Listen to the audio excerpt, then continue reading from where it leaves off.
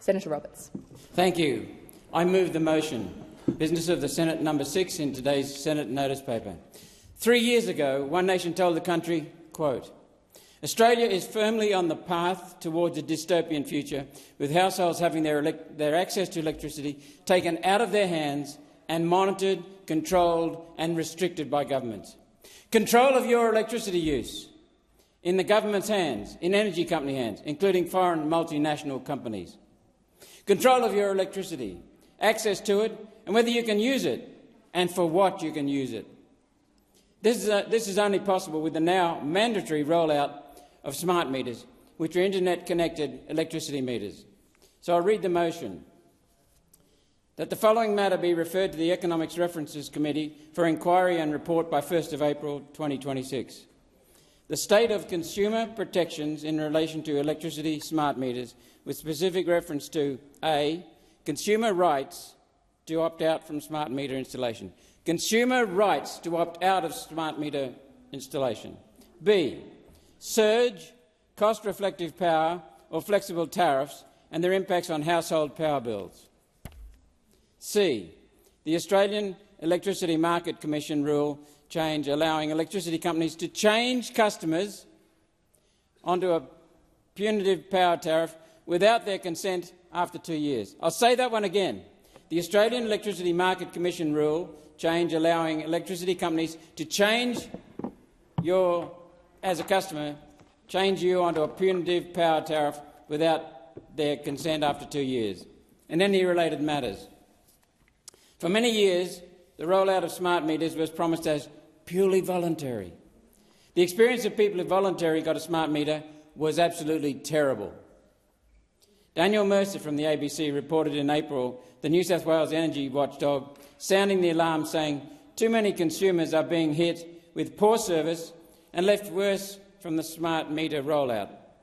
The watchdog in New South Wales said there had been a major increase in the number of complaints related to sudden, unexplained changes to people's electricity tariffs. Changes to their tariffs, no consent. Such changes often involve customers being switched from flat rate prices, where they paid the same rate for a unit of power, no matter when they bought it, to complex and dynamic charges.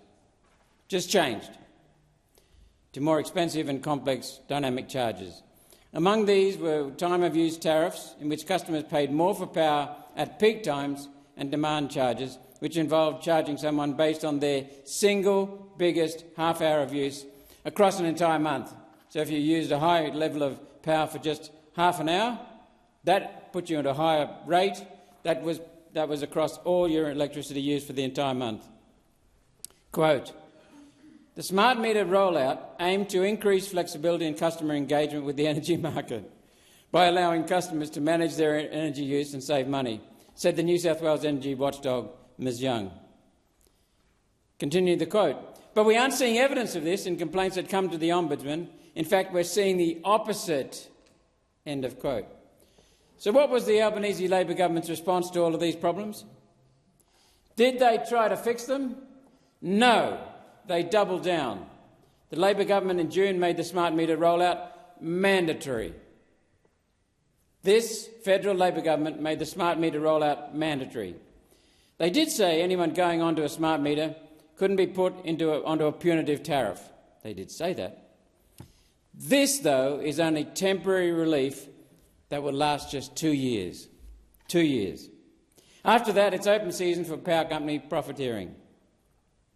And the smart meters are a key part of the government's emergency plans. Think about why they need emergency plans. Energy Minister Chris Bowen is spruiking his household battery scheme. What he isn't telling Australians about is the fine print. To receive the government's subsidy for a household battery, your battery must be, quote, capable of participating in a virtual power plant. A virtual power plant. This gets more and more crazy. A virtual power plant, or VPP, is simply about being able to drain your battery that you paid for, drain it to the grid whenever your power company wants. Combined with an always connected smart meter, there's nothing stopping the grid operator from draining a household battery whenever they want in the future. Whenever they want. disregarding your need for electricity. By the way, you, the householder, pay for the battery. Home batteries, why are they needed? Well, they're needed to ensure stability, stability of electricity supply. Solar and wind are inherently asynchronous, making them unstable. Coal, hydro, nuclear, gas are all synchronous. They're stable, reliable, secure. As the proportion of electricity from solar and wind increases, the grid becomes unstable. This is fact. It's happened overseas. It has happened here. As the grid becomes more unstable, the ability to reach into Australians' homes to take over the batteries will be too tempting for you lot, the government. It will be essential to protect our grid. To reach in and control your battery, drain your battery that you paid for, will be essential to protect the grid from their onslaught of solar and wind asynchronous generation. The government won't be able to resist. We already have the data to prove it. Last year, Queensland's state-owned power grid throttled almost 170,000 air conditioners, 6 times in just 2 months. I'll say that again. Last year, Queensland's state government-owned power grid throttled back almost 170,000 air conditioners, 6 times in just 2 months, under a scheme called Peak Smart, to try and protect the grid as it buckled under the net zero transition. Under the Peak Smart, it's a good name, isn't it? Under the Peak Smart scheme, users were not even told their air conditioners were being throttled. Not even told. I have since the start been aware of these meters being considered because the so-called energy transition is really an energy reduction, an energy restriction, an energy control. The objective is control. I've been saying this since 2016. The objective is control. Furtive, unexplained control of your access to electricity. Furtive, unexplained, unaccountable control of your access to electricity. So much for transparency under you lot in the Albanese Labor government. That's why One Nation is moving this motion to have an inquiry into the rollout of smart meters and what consumer protections are needed. Because right now there are no consumer protections, none at all. And the public has been misled and deceitfully the truth is hidden. Why would you hide it? Because they're out to get you, to screw you. What protections are actually in place to make sure power companies aren't going to gouge Australians through a smart meter? Right now, it looks like nothing. The smart meter rollout was changed from voluntary to mandatory without any notice, despite the many problems that have been raised and pointed out. Australians pointing out the many problems to the government. Why? Who benefits? Certainly not everyday Australians that this Labor government dishonestly pretends to serve. Instead, it's stealing. One Nation wants this inquiry to answer these questions and many more.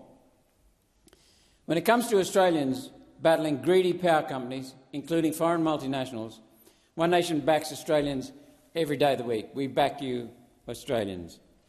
I encourage the Senate to send the issue of smart meters to an inquiry and to back Australian consumers being protected from greedy power companies, including foreign multinationals in charge of vital parts of our essential infrastructure, our electricity grid, arguably the most important infrastructure in our country. Will the government oppose this reference for a Senate committee inquiry and continue to hide the truth from Australians? Or will it be open? Will you be open, transparent and honest with the Australian people? Thank you, Senator Roberts.